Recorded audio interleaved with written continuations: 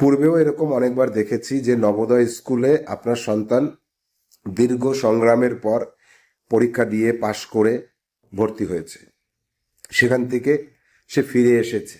কেন? কারণ বাংলা পরিবেশ থেকে ইংরাজি পরিবেশে গিয়ে নিজেকে মানিয়ে নিতে পারেনি।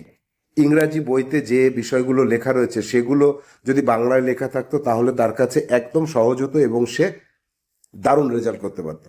কিন্তু ওই যে প্রথম থেকেই ইংরাজি বই বুঝতে পারছি না, এই যে না না করতে করতে প্রথম থেকে নেগেটিভ বিষয়টা তার মধ্যে গ্রো করে এবং পরবর্তীতে গিয়ে দেখা যায় যে সে পড়ার প্রতি আগ্রহ হারিয়ে ফেলে। তখন বন্ধুদের সাথে গল্প করে, একটু দুষ্টুমি করে, এই করতে করতে করতে করতে একটা সময় আসে যখন তার রেজাল্ট কিন্তু খুবই খারাপ হতে থাকে। তো এই রেজাল্ট খারাপ হতে হতে একটা সময় তার ওই স্কুল আর ভালো লাগে না, সে বাড়ি ফিরে চলে আসে।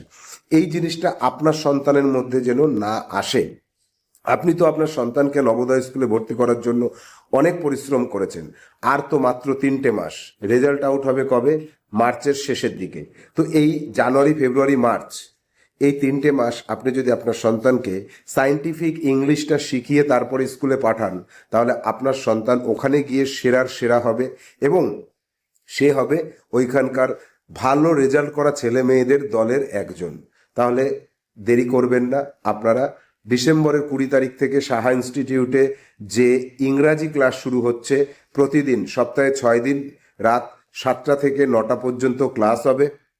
এই ক্লাসটা অ্যাটেন্ড করতে পারলে আপনার সন্তান ইংরাজিতে লিখতে পারবে, বলতে পারবে এবং পড়তেও পারবে। তাহলে যোগাযোগ করুন 9932224569, এই নম্বরে লিখুন। স্পোকেন ইংলিশ ক্লাস বুকিং করব, তাহলে আমাদের গ্রুপের লিঙ্ক পাবেন, যুক্ত হয়ে যান।